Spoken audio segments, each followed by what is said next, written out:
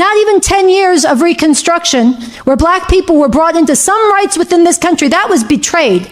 The troops were pulled out, and black people were re-enslaved in new conditions, slavery by another name, sharecropping for generations, serf-like conditions enforced through terror, lynch mob terror and violence. And the troops were pulled out to go and finish off the extermination of the native peoples. Okay? Then, another generation comes up in the face of changes in the U.S. economy and the need to pull black people out of the South and into the factories. Black people stood up and they waged struggle in a civil rights movement. They gave their lives. They stood up. White people stood with them. They went down from the North and stood with them. This upended Jim Crow. It was heroic that many did just unbelievably brave things. And then that was dismantled. And what did this system come back with? A new Jim Crow of mass incarceration that has ground up millions of black lives. So when I tell the story, this is science, when I tell the story of a black woman in Harlem with binoculars next to her window watching in terror every time her 12-year-old, 13-year-old son crosses the street because of what police do every day. Why is it that every time black people rise up for justice, equality, or dignity, some white Americans push back with rage, denial, and resistance? They say racism is over. They say we are playing the victim. They say we are dividing the country. But here is the truth. It is not just ignorance. It is fear, history, and control. Watch and pay attention, and I will share my thoughts later. I think you build the foundation of your speech on working against identity politics. Yet, I think so conveniently, and it was kind of ignorant, that all of your examples of oppression or people going through struggle were all from the black community. So if you could so conveniently use one specific ethnicity to kind of propagate your ideals, is that not identity politics in itself? You allege I only spoke about what black people face in this society and that that's a form of identity politics. In fact, it is not. First of all, I spoke about the Bangladeshi women in the sweatshops sewing our clothes. I talked about women who've been forced to have children against their will in that form of enslavement. I spoke about trans people who have faced over 500 laws this year introduced or passed, not to mention the terror that's enforced against them. I spoke about what happens on this planet as a whole as it is heating due to the destruction of climate change driven forward by the system of capitalism, imperialism. So if you missed all that, I'm not surprised if you also missed some of the scientific undergirdings of it. But to be fair, I will walk through it again. I speak about black people in a very pronounced way when we come to revolution because the exploitation, the enslavement, the dehumanization and the degradation that's been inflicted on black people is foundational to this society and this system. And that is scientifically a fact. It's evidence-based. The wealth of this country, the territorial reach of this country, the military strength of this country got its roots in American slavery, the chattel slavery of black people. And then on that foundation, the ideology of white supremacy, of black inferiority, was propagated. It was made a bedrock, of one of the glues of this society, and it has been woven into this society ever since. The forms of oppression have changed. It took a civil war to end slavery, but then what happened? After not even 10 years of Reconstruction, where black people were brought into some rights within this country, that was betrayed. The troops were pulled out, and black people were re-enslaved in new conditions, slavery by another name, sharecropping for generations, serf-like conditions enforced through terror, lynch mob terror and violence. And the troops were pulled out to go and finish off the extermination of the native peoples. Okay? Then, another generation comes up in the face of changes in the U.S. economy and the need to pull black people out of the South and into the factories. Black people stood up and they waged struggle in a civil rights movement. They gave their lives. They stood up. White people stood with them. They went down from the North and stood with them. This upended Jim Crow. It was heroic that many did just unbelievably brave things. And then that was dismantled. And what did this system come back with? A new Jim Crow of mass incarceration that has ground up millions of black lives. So when I tell the story, this is science, when I tell the story of a black woman in Harlem with binoculars next to her window watching in terror every time her 12-year-old, 13-year-old son crosses the street because of what police do every day to black people. Every every fucking day. When I talk about that, that is a particular that concentrates a huge reality that is defining to this country. And that's scientifically true. It's evidence-based. It's woven into the fabric of this society. It's culture, it's economics, and it's global reach. Right. And so we could debate. If you want to argue that's not scientific, bring some evidence. If you didn't hear the science, then please. No, go ahead. Go ahead. Tell me that it's a marginal thing. Tell me that to talk about that, I'm pimping off of it. I'm acknowledging reality. You want to say it's not defining to this country, that we shouldn't talk about it? I want you to talk about it. I am talking about it, yeah. Okay, so just the fact that something actually happened or is true, Yeah. doesn't, anything that's empirically based is not science, right? It's like saying anything that's true is scientifically, like, it's science. It's not. So I understand. Okay. Okay. Let me help. Oh, go ahead. Maybe he should get the mic. I understand that your point is I want to be building arguments based on reason and rationale. Here, take the mic just so it gets. I understand that your point is I want to be building arguments on reason and rationale, but that doesn't mean that it's scientific, and that doesn't mean that it's false or wrong. Okay. I'm saying that the validity of your argument doesn't increase by throwing the word science out. Is all I'm trying to say. Okay, so I would argue that science actually can be applied to all of reality, not just narrowly in engineering or in the natural sciences. No, this is important. What you're raising is widely felt, it's widely believed, it's widely taught, I'm sure, on this campus, that you can apply science to medicine, to nature, to the natural world. There's the hard sciences, but when you get to social reality, it's just opinions, it's experience, whatever. No. You can apply science to everything. Everything that is part of reality, which societies are, can be analyzed scientifically. Yeah. All science means, in a universal sense, is it's an evidence-based process. You gather evidence about reality, and you look for the deeper causes of the patterns in reality. And you can apply that to a society, just like you can apply it to a rainforest, just like you can apply it to a virus. You can say, what is the most defining thing about any given society? What undergirds it? What are the laws and its functioning? And a scientific analysis of this society says the most defining thing about this country is it's a capitalist, imperialist mode of production. That all of our needs are met through exploitation and people laboring in conditions all over the world to get the food we need, the clothes we wear, the pens we use, the microphones. All of this is created through global networks of production. And that all of our cultures, all of our ways of living, all of our ways of relating grow out of and have to reflect and more or less correspond to that. And so when we live in a society where the exploitation and oppression of black people has been woven into that mode of production all the way down to today, it leads to the culture and the society and the kind of police terror that we have today. That's applying science to a social contradiction. All of your examples of oppression or people going through struggle were all from the black community. And that really bothered him. That really did. That tore him up. I don't know what this is about, but I'm noticing an uptick of South Asian people coming out of nowhere, like trying to minimize and like explain the black experience. And I don't like it. Like this is like the fourth, I think, South Asian person. You have the guy with Don Lemon on CNN. You got Ozu, who just got on Twitter talking about Joy Reid and now this situation. And I'm gonna need y'all to stop. It's like, stop it. Like, you're not us. You know what I mean? Like, you're not us. You know, we may have certain experiences where we parallel in that way. Like, both of our cultures deal with colorism. But it's rooted from anti-blackness. Like I say, you have experiences that parallel, but it's not the same, you know? So, like, don't do that. But that aside, you know, for some people, it's just easier to believe the hype. He clearly has bought into that whole illusion of, you know, here in America, we don't see color. And it's all about, like, your character, your contemporary character. You know, it's all about that. It's all about the things. It's all about, you know, it's all about who you are as a person.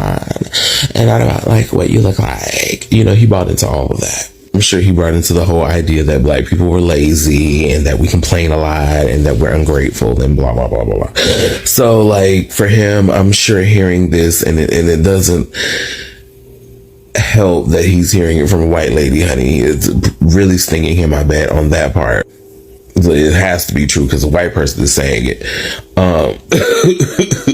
So I know that's tearing him up too, but it's just like, it is what it is, I would like to think that after getting reamed by this lady, honey, that he went home and, started his path to unlearning all of the BS that he learned and was subjected to in his, growing up and development and navigating the world as a brown person. Maybe not, it is what it is. But our history is well documented, that's why they're working so hard to try to keep it from being in schools and things, because the history is well documented. The truth is out there. You just got to go look for it. Period. All of your examples of oppression or people going through struggle were all from the black community. Tell me if I'm wrong, but this reads off to me as jealousy. This man is jealous that one racial group's problems is being talked about and not his own, and they're being talked about from the people at the highest point of the racial hierarchy. I feel like a lot of people of color feel that white people don't talk about the issues in their racial group enough, the issues that, we can all argue white people have caused. And I feel like when they hear white people talking about our issues, it pisses them off because they feel like their issues aren't represented in the same nature. But instead of being mad at white people, they're mad at us, and they're mad at how active and loud we are about our problems, except when they need us to act for them because they feel like our tactics work. Because then they pull that POC unite. The thing is, these groups need to learn that they will never get anywhere hating on black people, and they will never get anywhere trying to kiss the YT man's ass. If you feel like your problems are not being talked about, be louder, but don't get mad at one specific group because they're doing what they have to do to be seen. On working against identity politics, yet I think it's funny to see how y'all want to be in close proximity to whiteness, but at the same time, you know what? I'm not even gonna say shit, and no other black person should even say shit, because right when this shit blow up in their face, laugh. That's what I'm gonna do. Laugh, bitch. Because you know what? When they overturned Roe versus Wade, that was meant for white women. And now white women can't even get close to a hospital to get abortion safely because guess what? We took their rights away. That was never meant for no black person, no POC, but it was meant for white women. And now they overturned the affirmative action and all that shit. Bitch, that was meant for whites. It was never meant for blacks. Yeah, it was nice to have it for us to make sure we was included in bitch ass shit, but majority of those universities and stuff was not filled with black people. They were filled with white people. Sprinkle a little black, sprinkle a little Asians, sprinkle a little Hispanic. Baby, it was never meant for us. So therefore, I don't give a fuck no more. Baby, I never gave a fuck. However, this shit is fucking funny to watch because this shit is gonna blow up in your face.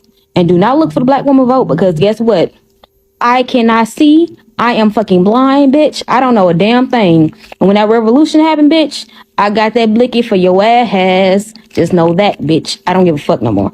Baby, y'all want to be in so close of proximity to whiteness that you don't realize that they're using y'all asses. You never gave a fuck. So, baby, guess what we gonna do? Not give a fuck either because let's call a spade a spade. We told y'all. We've been telling y'all for years, for decades. My parents, my grandparents, my great-grandparents, and so on and so forth. So therefore, when this shit blow up in y'all fucking face, guess what all the black people gonna do? Now I mean it. And not y'all coon ass black people. I mean seriously. Turn the other way. Don't give a fuck. You think they give a fuck about us? Let that ingest in your fucking brain, bitch.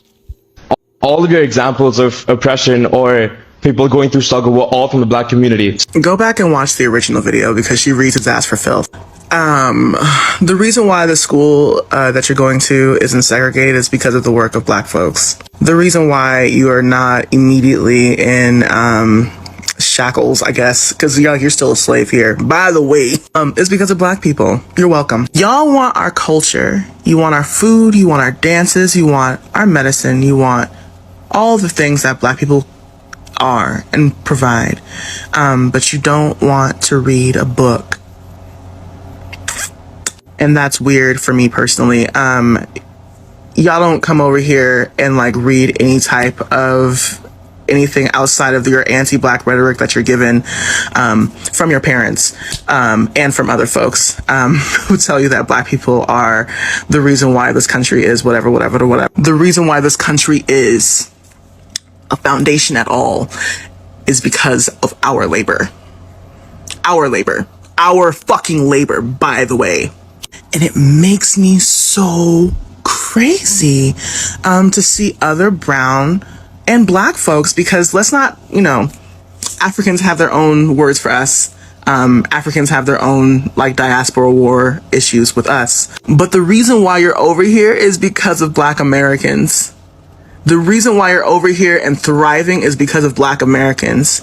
We ain't seen not a fucking lick of reparations, not a lick of it. But y'all got grants. Y'all got all types of fucking businesses and shit, thriving businesses. Do you know why that is? I don't think they know why it is. And that's your fucking problem. You're gonna end up just like these white folks, ass the fuck out. And black folks are gonna be fine, specifically black women. I don't have any hope for black men, but that's another story for another day. Brown immigrants will get this one whiff of white supremacy, what do you call them shits? Benefits, white supremacy benefits, and they don't let go. They love it. They love some white supremacy benefits. Y'all have fun with that shit. Really thrive with it. I hope it works for you.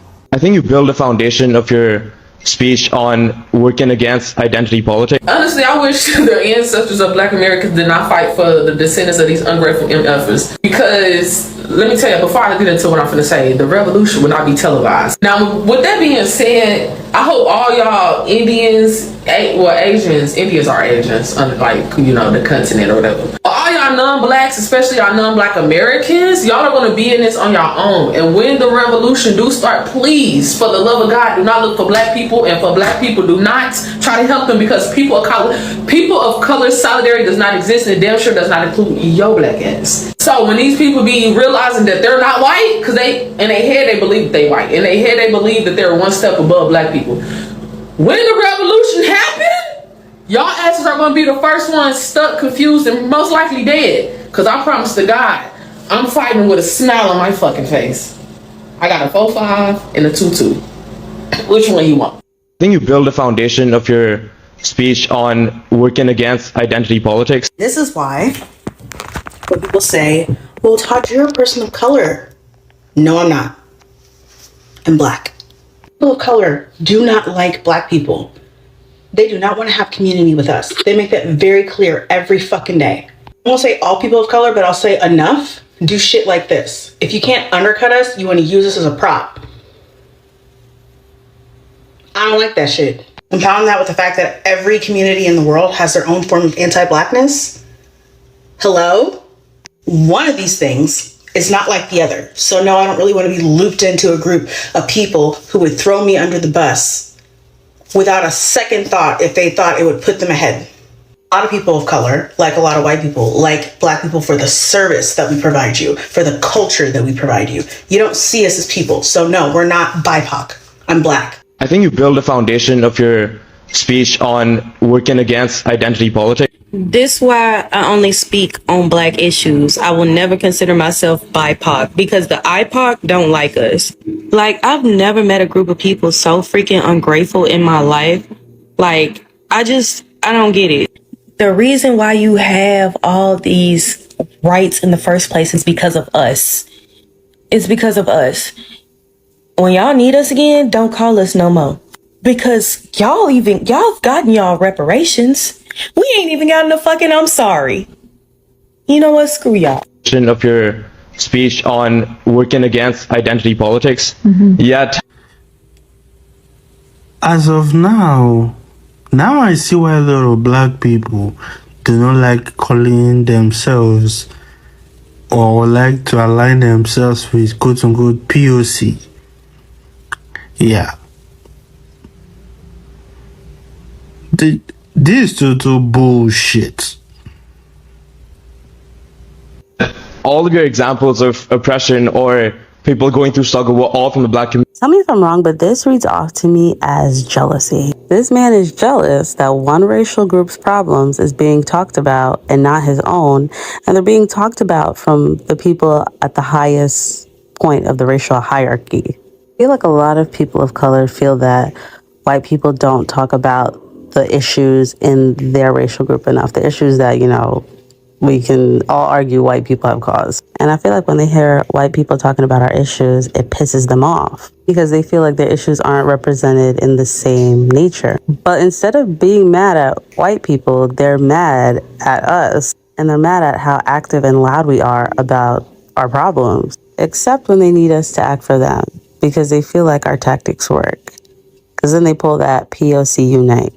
The thing is, these groups need to learn that they will never get anywhere hating on black people, and they will never get anywhere trying to kiss the YT man's ass. If you feel like your problems are not being talked about, be louder, but don't get mad at one specific group because they're doing what they have to do to be seen. Facing the black struggle means facing uncomfortable truth that the weight gap is no accident, that police brutality is not a bad apple problem, it is systemic. Some white Americans do not hate us. They just do not want to feel guilty, inconvenienced, or responsible. They confuse our liberation with their loss of power. But equality is not oppression, unless your comfort is built on someone else's suffering. Let's be clear, every major black movement in history has been met with white resistance. The abolition of slavery, Reconstruction, civil rights, affirmative action, Black Lives Matter. Because when black people fight for justice, it disrupts the system, a system where whiteness was always the default for power, beauty, intelligence, and success. They say, do not bring up race. What they mean is, do not disrupt my advantage. Some white Americans believe that if black people rise, they will fall. It is the same fear behind the great replacement theory, behind border hysteria, behind voter suppression. They fear, what would they do if the roles were reversed? That is not justice, that is projection. It is easier to call racism a thing of the past than to admit it is woven into the laws, economic, schools, police, and media. It is easier to say slavery ended in 1865 than to explain why black families still have 1/10 the wealth of white families in 2025.